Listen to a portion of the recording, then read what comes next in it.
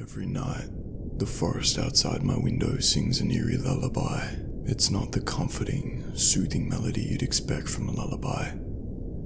Instead, it's a haunting, unsettling tune that sends shivers down my spine. I live in a secluded cabin nestled deep within the woods, far away from civilization. It was supposed to be a peaceful escape from the chaos of city life, but the tranquility I sought had turned into a nightmare. It all began a month ago when I moved here, seeking solace and inspiration for my writing. The first time I heard the forest's eerie song, it was a moonless night. I lay in bed, staring out at the inky blackness beyond my window. My heart pounded as the chilling symphony started, the sound creeping through the gaps in the wooden walls. It was as if the forest itself had become a monstrous choir, harmonizing in twisted melodies that resonated with dread. I couldn't discern the source of the music. It seemed to come from every direction. The trees swayed in an unnatural rhythm, and the leaves rustled like a choir of whispering spirits. I clutched my sheets, my body paralyzed with fear. The dissonant notes continued, growing louder and more nightmarish with each passing moment. I wanted to run, to escape this unholy serenade, but my curiosity held me in its grip. I needed to know what was causing this tormenting cacophony. I summoned the courage to get out of bed and tiptoed to the window. As I peered into the inky darkness, my breath caught in my throat. There, among the gnarled branches and flickering shadows, I saw them. Figures moving with an otherworldly grace. They were tall, slender, and draped in tattered moonlit robes. Their faces were obscured by hoods, but their long, bony fingers danced along the branches, coaxing the sinister symphony from the trees themselves. I blinked, convinced I was hallucinating, but the eerie music persisted. My heart raced as I watched in horrified fascination. These forest dwellers, whatever they were the composers of this malevolent melody. I stumbled back from the window, dread settling into the pit of my stomach. Who were these beings, and what did they want from me? The forest outside my window had become a realm of nightmares, and I was trapped in its twisted lullaby. Every night since, I've heard their eerie serenade, and every night, my fear deepens. I must uncover the secrets of the forest and the sinister melody that binds it, for I fear that if I don't, I may become a permanent part of their haunting chorus, lost forever in the darkness that surrounds my cabin. As the nights passed, the forest's eerie lullaby became an inescapable nightmare, and my obsession with its origins grew. I had to understand the sinister symphony that plagued my existence. During the daylight hours, I scoured books on folklore and legends, searching for any mention of the haunting melody that gripped the forest. I discovered tales of ancient rituals performed deep within the woods, of forgotten cults and pacts with malevolent entities. My research led me to stories of a spectral choir, known as the phantasmal cantors, who were said to use their voices to manipulate the very nature around them. Driven by an unrelenting need for answers, I decided to venture into the forest, guided only by the dim light of my lantern. Armed with a notebook and my trembling resolve, I ventured into the heart of the haunting woods. The moment I stepped beyond the threshold of my cabin, the forest seemed to come alive. The tall, twisted trees leaned menacingly, casting elongated shadows that danced with unnatural grace. The air was heavy with an oppressive silence, broken only by the distant murmurs of the eerie lullaby. My heart hammered in my chest, but I pressed on, determined to confront the source of this nightmare. The closer I got to the center of the forest, the more I felt an eerie presence, as though unseen eyes watched my every move. And then, I saw them again, the phantasmal cantors. They glided among the trees, their hoods casting dark shadows over their faces. Their skeletal fingers danced along the branches, coaxing the same haunting tune I had heard from my window. The forest itself seemed to respond, as if it were a living, breathing entity. Fear coursed through me, but I couldn't tear my eyes away. The cantors sang with an otherworldly beauty that contrasted with the dread it instilled. Their voices were both ethereal and menacing, like the lament of lost souls. I tried to approach them, to confront them and demand answers, but an invisible force held me back. It was as though the very air around them was charged with malevolence. I was helpless, forced to watch in terror as they continued their sinister performance. Hours passed, or maybe it was only minutes. I couldn't tell. Finally, the cantors finished their haunting song, their voices fading into the darkness.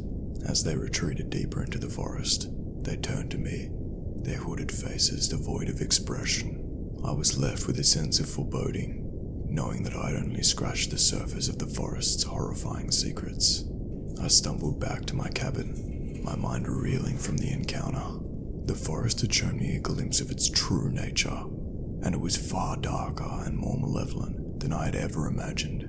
I knew then that I was in a battle for my sanity, and the sinister symphony outside my window was only the beginning of a nightmarish journey into the heart of darkness.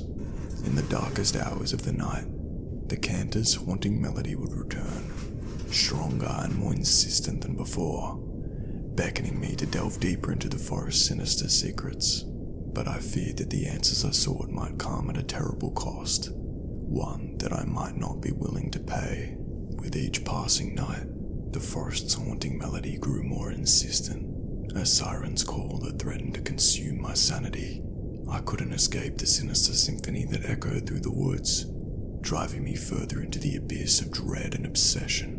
My days became a blur of restless research, desperately trying to decipher the cryptic clues hidden within ancient texts and whispered legends. The more I learned, the more I realized the perilous depths of the forest's secrets. The phantasmal cantors were no mere figments of folklore. They were an ancient, malevolent force that had existed for centuries, feeding on the fear and despair of those who crossed their path.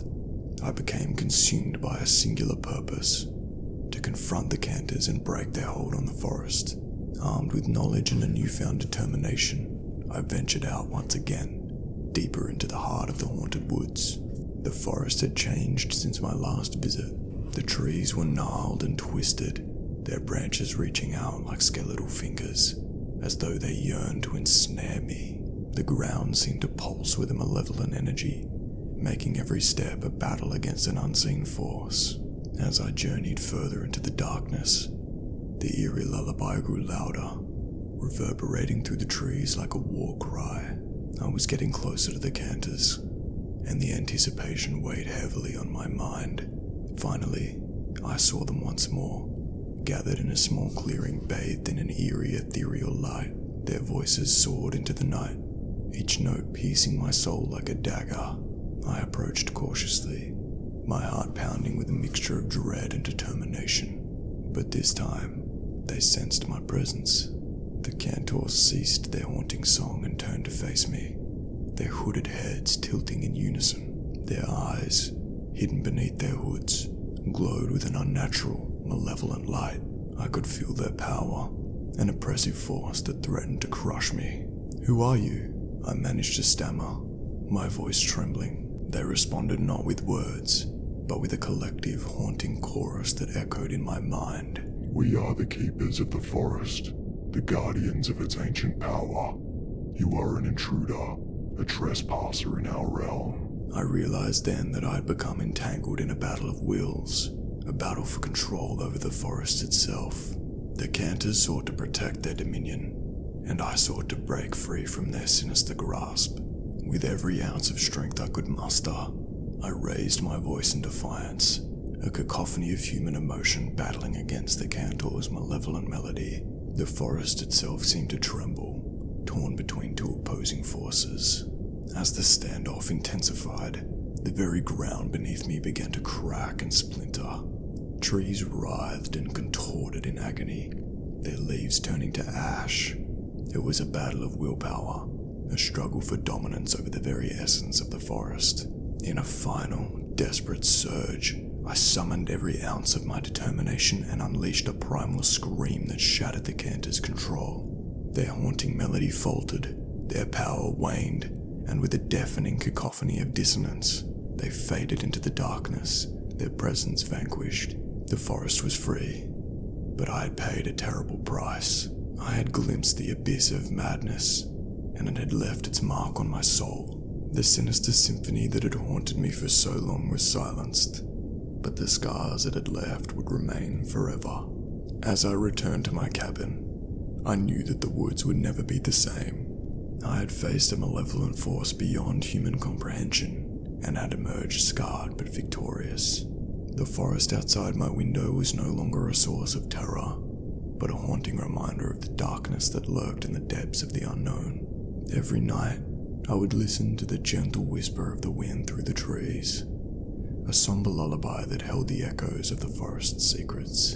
And though I had conquered the phantasmal cantors, I knew that the sinister symphony would never truly be silenced, for it was a part of the ancient woods, a part of me, a part of the internal darkness that would forever haunt my dreams.